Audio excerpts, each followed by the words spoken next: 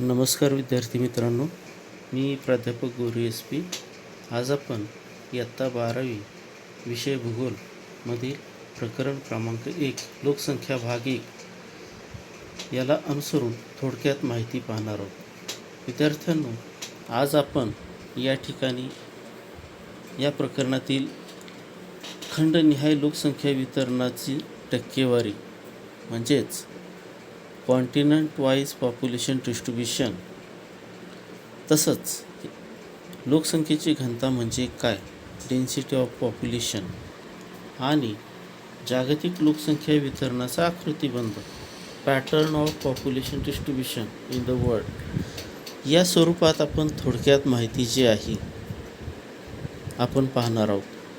विद्यार्थ्यांनो, सर्वप्रथम आपण या ठिकाणी मागच्या व्हिडिओमध्ये आपण पाहिलेलं आहे की लोकसंख्येचं जे वितरण आहे हे खंडनिहाय या ठिकाणी पाहत असताना भूमीची टक्केवारी खंडनिहाय आपण पाहिलेली आहे. तसंच लोकसंख्येची टक्केवारी जी आहे, वितरणाची टक्केवारी जी आहे खंडनिहाय, ही आपण या ठिकाणी पाहिलेली आहे. विद्यार्थ्यांनो, आता आपण या ठिकाणी खंडनिहाय लोकसंख्या वितरणाची टक्केवारी याची माहिती घेताना आपण पाहिलेलं आहे की जगाची लोकसंख्या 2019च्या आकडेवारीनुसार ही लोकसंख्या साधारणपणे 7.7 अब्ज एवढी होती.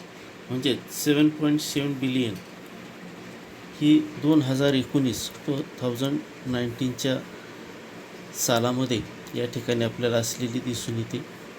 विद्यार्थ्यांनो, तिचं वितरण जर पाहिलं आपण खंडनिहाय किंवा कॉन्टिनेंट वाईज डिस्ट्रीब्युशन जर आपण पाहिलं तर उत्तर अमेरिका आणि दक्षिण अमेरिका यांची एकत्रित आपण जर डिस्ट्रीब्युशन पाहिलं तर जगाच्या एकूण भूमीच्या जवळपास 20% या ठिकाणी लँडमास ह्या नॉर्थ आणि साऊथ अमेरिकेने व्यापलेला आहे.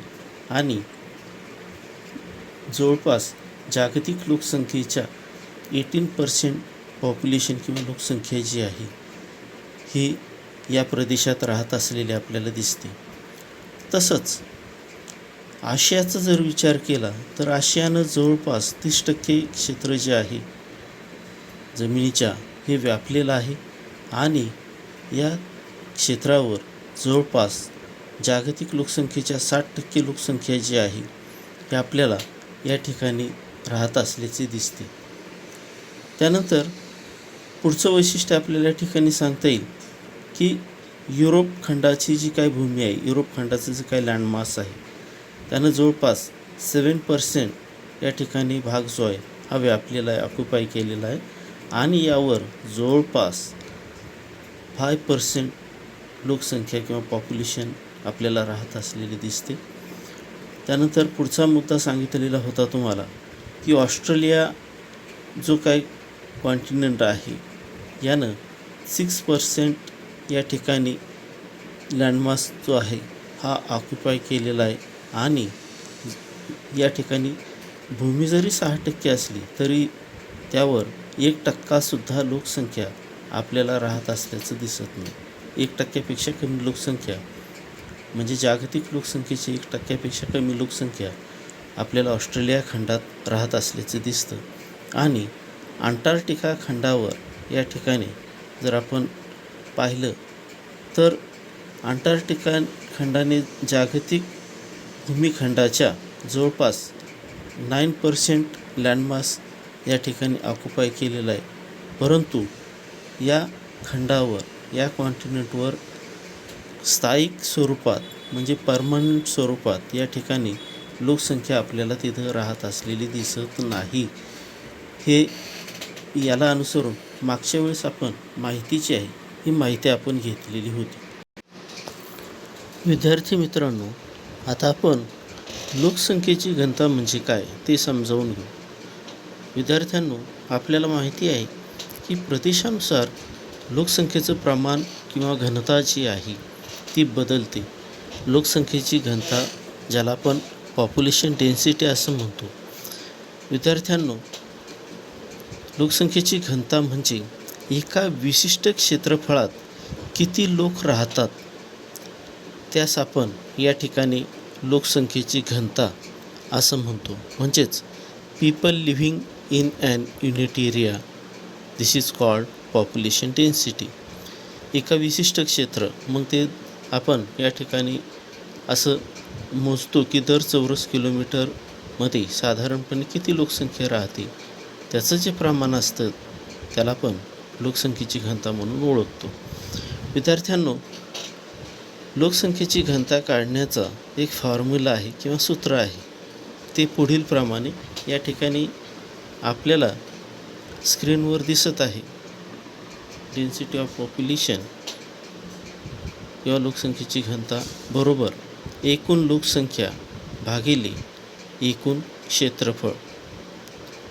क्षेत्रफळ हे दर चौरस किलोमीटरमध्ये मोजतात. म्हणजेच हा जो फॉर्म्युला आहे तो पुढील प्रमाणे density of population is equal to total population divided total area in square kilometre. तर हे लोकसंख्येची घनता मोजण्याचं या ठिकाणी सूत्र आहे किंवा फॉर्म्युला आहे. विद्यार्थ्यांनो, आपण या ठिकाणी लोकसंख्या घनतेला अनुसरून जर जागतिक नकाशा जर आपण पाहिला लोकसंख्येचं घनतेचं वितरण, तर या ठिकाणी तुम्हाला पुस्तकामध्ये आकृती क्रमांक 1.2 जागतिक लोकसंख्येचं वितरणाचा नकाशा जो आहे हा आलेला आहे. हा टिंब प्रकारचा नकाशा आहे, म्हणजेच डॉट मेथड मॅप, जो आपल्याला प्रॅक्टिकलमध्ये आहे. विद्यार्थ्यांनो, हा नकाशा यामध्ये तुम्हाला प्रमाण दिलेलं आहे. बा प्रत्येक टिंब 200पेक्षा जास्त लोकसंख्या असणारी वस्ती दर चौरस किलोमीटरमध्ये. म्हणजे एक टिंब जो आहे हा किती दर्शवतो या ठिकाणी लोकसंख्या, तर 200पेक्षा जास्त लोकसंख्या दर्शवतो. तर अशा पद्धतीने या ठिकाणी जागतिक लोकसंख्येचं वितरण जे आहे या टिंब पद्धतीच्या नकाशाचा वापर करून या ठिकाणी दर्शवलेला आहे. विद्यार्थ्यांनो, जर तुम्ही बारकाईने निरीक्षण केलं तर या ठिकाणी सगळीकडं टिंब जे आहे ते समान प्रमाणात वितरित झालेले आपल्याला दिसत नाहीत. काही ठिकाणी टिंबांची संख्या जास्त दिसते, तर काही ठिकाणी ह्या टिंबांचं प्रमाण म्हणजेच डॉटचं प्रमाण जे आहे हे अतिशय कमी असल्याचं आपल्याला दिसून येतं. असं कशामुळं? तर याचं कारण आपल्याला सांगता येईल की प्रत्येक ठिकाणची प्राकृतिक रचना जी आहे ही एकसारखी नाही. आपल्याला माहिती आहे की या ठिकाणी काही ठिकाणी पर्वत आहेत, काही ठिकाणी पठारे आहेत, काही ठिकाणी मैदानी आहेत. प्रत्येक ठिकाणी प्राकृतिक रचना जी आहे ही भिन्न आहे आणि त्याला अनुसरून या ठिकाणी हे जागतिक वितरण जे आहे लोकसंख्येचं हे दर्शवलेलं असल्या कारणानं आपल्याला नकाशात सगळीकडे समान प्रमाण टिंबांचं वितरण आपल्याला झालेलं दिसत नाही. विद्यार्थ्यांनो, या ठिकाणी जर आपण जागतिक लोकसंख्या वितरणाचा आकृतिबंध जर आपण पाहिला तर साधारणपणे या ठिकाणी तुम्हाला या जागतिक लोकसंख्येचं वितरणाचा जर आपण प्राकृतिक रचना याचा जो काही नकाशा दिलेला आहे साधारणपणे हा जो नकाशा आहे हा 83 पेज नंबरवर दिलेला आहे फिजिओग्राफी म्हणून. तर यामध्ये आपल्याला ही प्राकृतिक रचना जी आहे पर्वत, पठारे, मैदानी त्यांचं वितरणाला अनुसरून या ठिकाणी आपल्याला हा नकाशा दिसत आहे.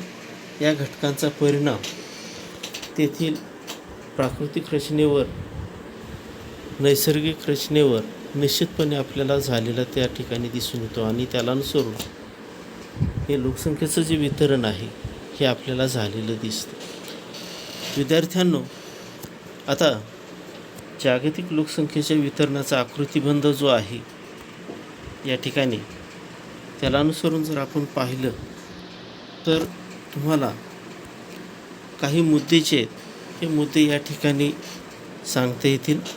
त्यातील पहिला जो मुद्दा आहे तो म्हणजे बर्फाच्छादित प्रदेश जे आहेत हे उत्तर व दक्षिण ध्रुवालगतच्या प्रदेशात असल्या कारणामुळे या ठिकाणी लोकसंख्येचं प्रमाण जे आहे हे फारच कमी आपल्याला या प्रदेशात दिसून येतं.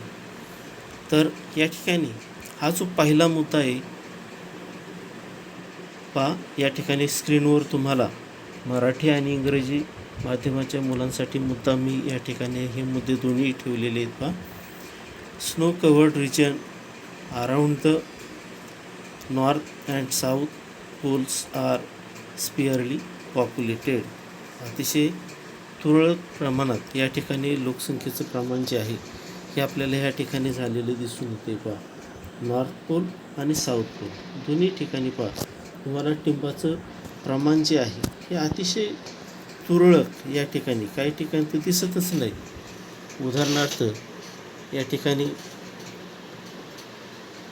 पहा, आर्क्टिक महासागर आणि उत्तरेकडील जो काही भूमी भाग आहे या ठिकाणी इथं तुम्हाला मनुष्यवस्ती जी आहे किंवा या ठिकाणी युरेशियाचा अतिशय उत्तरेकडील प्रदेश आहे किंवा उत्तर अमेरिकेचा अतिशय उत्तरेकडील प्रदेश आहे.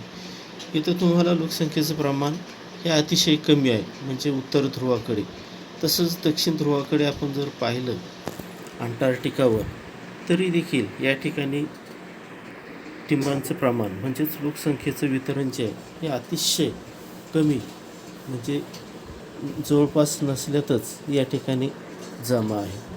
विद्यार्थ्यांनो, त्यानंतर दुसरा जो मुद्दा दिलेला आहे पहा, तो म्हणजे वाळवंटी प्रदेशात ही लोकसंख्येचं वितरण विरळ आढळते. आपल्याला माहिती आहे की वाळवंटी प्रदेश जे असतात हे मानवी जीवनासाठी अनुकूल नसतात, कारण वाळवंटी प्रदेशातील हवामान हे विषम स्वरूपाचं असतं. या ठिकाणी उन्हाळ्यामध्ये तापमान हे अतिशय जास्त असतं आणि रात्रीच्या वेळी या ठिकाणी तापमान अतिशय कमी झालेलं असतं. अशामुळे या ठिकाणी हे हवामान जे आहे येथील हे मानवी जीवनासाठी अनुकूल नसतं. तसंच इथं पर्जन्याचा अभाव असतो. त्या साहजिकच या ठिकाणी पाण्याचा आपल्याला अभाव असलेला दिसतो. त्यामुळे येथे शेतीचा व्यवसायाचा विकास आपल्याला करता येत नाही आणि या कारणामुळं आपल्याला या प्रदेशात लोकसंख्येचं वितरण जे आहे हे आपल्याला फारसं आढळत नाही. उदाहरणार्थ पहा, आफ्रिकेतील या ठिकाणी सहारा वाळवंटाचा भाग जर आपण पाहिला तर या ठिकाणी या सहारा वाळवंटाच्या प्रदेशात आपल्याला या ठिकाणी लोकसंख्या जी आहे ही अतिशय विरळ स्वरूपात असलेली दिसून येते.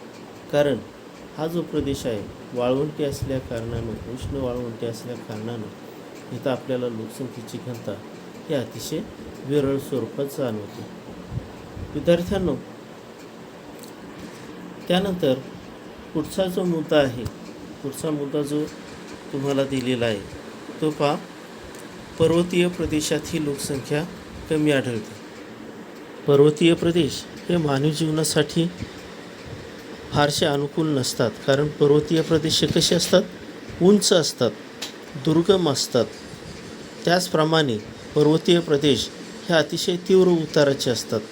त्यामुळं पर्वतीय प्रदेशावर शेतीचा विकास आपल्याला होत नसल्याचं दिसतं किंवा शेतीचा विकास करता येत नाही.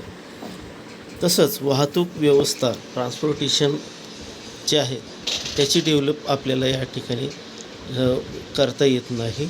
त्यामुळे या प्रदेशात देखील लोकसंख्येची घनता जी आहे ही अतिशय विरळ स्वरूपात आपल्याला असलेली दिसते. त्यानंतर पुढचा जो मुद्दा दिलेला आहे पहा, मैदानी व किनारी भागात लोकसंख्या जास्त असते. साहजिकच आहे या ठिकाणी ही coastal region and plains are highly populated. तर जर आपण या ठिकाणी नकाशा पाहिला तर किनारी प्रदेश जे आहेत, ह्या किनारी प्रदेशात आपल्याला ड्रॉटची संख्या जी आहे ती जास्त असलेली दिसून येते. कारण का? तर किनारी प्रदेश हे सखल आहेत, सपाट आहेत. त्याचप्रमाणे नद्यांनी वाहून आणलेला जो काही गाळ आहे तो या प्रदेशात मोठ्या प्रमाणात जमा झालेला आहे. त्यामुळे इथे आपल्याला लोकसंख्येची घनता जी आहे ही दाट असलेली दिसून येते. या प्रदेशात शेतीचा विकास मोठ्या प्रमाणात झालेला आहे. तसंच सखल सपाट प्रदेश आहे आणि इथे पर्जन्याचं प्रमाण किनारपट्टीलगत असल्यामुळं जास्त आहे.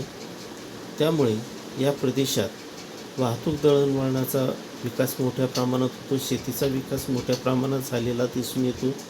हवामान हे समस्वरूपात या ठिकाणी आपल्याला वर्षभर समस्वरूपात या ठिकाणी हवामान जे आहे हे किनारपट्टीच्या प्रदेशात राहत असल्याचं दिसून येतं. साहजिकच इथं मानवी जीवनाचा विकास जो आहे हा आपल्याला मोठ्या प्रमाणात झालेला पाहायला मिळतो. त्यामुळे या प्रदेशात लोकसंख्येची घनता जी आहे ही आपल्याला जास्त असलेली दिसते. विद्यार्थ्यांनो, त्यानंतर शेवटचा जो मुद्दा दिलेला आहे यामध्ये काय सांगितलं आहे, काही ठिकाणी नद्या खोऱ्यांचा प्रदेश असूनही लोकसंख्या विरळ आढळते. उदाहरणार्थ ॲमेझॉन नदीची खोरे. याचाच अर्थ प्राकृतिक रचनेशिवायही इतर घटक लोकसंख्या वितरणावर परिणाम करतात. उदाहरणार्थ वने.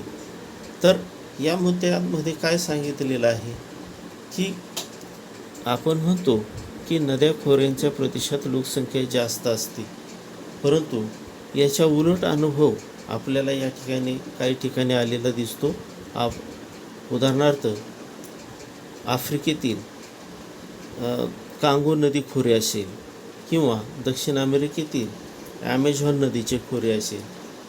या ठिकाणी जर आपण पाहिलं तर इथं नद्यांच्या खोऱ्याचा प्रदेश असूनही या ठिकाणी लोकसंख्येचं वितरण आपल्याला इथं कमी असलेलं दिसतं. कारण हे जे प्रदेश आहेत हे उष्ण कटिबंधात येतात. या प्रदेशात जवळजवळ वर्षभर पाऊस असतो आणि या ठिकाणी दाट सदाहरी प्रकारची वने जी आहेत या ठिकाणी हे आपल्याला असलेली दिसतात. त्यामुळे या प्रदेशात आपल्याला शेतीचा विकास झालेला दिसत नाही. तसंच औद्योगिक विकास, वाहतूक दळणवळणाचा विकास यावर देखील मर्यादा येतात. साहजिकच या ठिकाणी आपल्याला लोकसंख्येची घनता जी आहे ही आपल्याला कमी असलेली दिसते. विद्यार्थ्यांनो, आपण या ठिकाणी आता लोकसंख्येची घनता म्हणजे काय याला अनुसरून आपण माहिती घेतलेली आहे. यालाच अनुसरून या ठिकाणी पुस्तकामध्ये तक्ता क्रमांक 1.1 हा दर्शवलेला आहे. यामध्ये वर्ष 2018ची जागतिक लोकसंख्या जी आहे ही या ठिकाणी दर्शवलेली आहे. यामध्ये काही देशांची लोकसंख्या जी आहे ही कोटीमध्ये दिलेली आहे, इन करोडमध्ये. त्याचप्रमाणे त्या देशाचं क्षेत्रफळ जे आहे हे देखील लाख स्क्वेअर किलोमीटरमध्ये दर्शवलेलं आहे. विद्यार्थ्यांनो, आपण पाहिलेलं आहे की लोकसंख्येची घनता म्हणजेच पॉप्युलेशन डेन्सिटी ही कशी काढली जाते, त्याचा फॉर्म्युला काय आहे हा आपण पाहिलेला आहे की लोकसंख्येची घनता बरोबर एकूण लोकसंख्या भागिले एकूण क्षेत्रफळ म्हणजेच density of population is equal to total population divided total area in square kilometre. तर हा फॉर्म्युला वापरून या ठिकाणी चार्टमध्ये तुम्हाला लोकसंख्येची घनता जी आहे ही याप्रमाणे काढायची आहे. आता तुम्हाला चीन या देशाची लोकसंख्येची घनता दिलेली आहे पहा, 142.8 करोड या ठिकाणी पॉप्युलेशन आहे चायनाचं इन 2018मध्ये. आणि चायनाचं एरिया जी आहे, क्षेत्रफळ जे आहे या ठिकाणी हे किती आहे तर 96 या ठिकाणी लाख स्क्वेअर किलोमीटर एवढं आहे. फॉर्म्युल्यामध्ये ह्या व्हॅल्यू जे आहेत ह्या आपण टाकायचे आहेत. टाकल्यानंतर आपल्याला या ठिकाणी त्याचं पॉप्युलेशन डेन्सिटी जी मिळेल ती किती आहे 149 ही या ठिकाणी येईल. तर अशा प्रकारे या ठिकाणी तुम्ही पुढील या ठिकाणी मी लोकसंख्येची घनता जी आहे पुढील देशांची काढलेली आहे, परंतु हा जो भाग आहे हा प्रॅक्टिकलमध्ये आलेला आहे. त्यामुळे तुम्ही याचा व्यवस्थितपणे या ठिकाणी सराव करायचा आहे. तर विद्यार्थ्यांनो, अशा प्रकारे आज आपण जे मुद्दे पाहिलेले आहेत यामध्ये कॉन्टिनेंट वाईज पॉप्युलेशन डिस्ट्रीब्युशन म्हणजेच खंडनिहाय लोकसंख्येचं वितरण, तसंच लोकसंख्येची घनता म्हणजे काय, डेन्सिटी ऑफ पॉप्युलेशन, तसंच शेवटचा भाग म्हणजे pattern of population distribution in world म्हणजे जागतिक लोकसंख्या वितरणाचा आकृतिबंध, ह्या घटकांची माहिती आपण जी पाहिलेली आहे त्यातील सर्व मुद्दे व्यवस्थितपणे या ठिकाणी लक्षात ठेवायचे आहेत.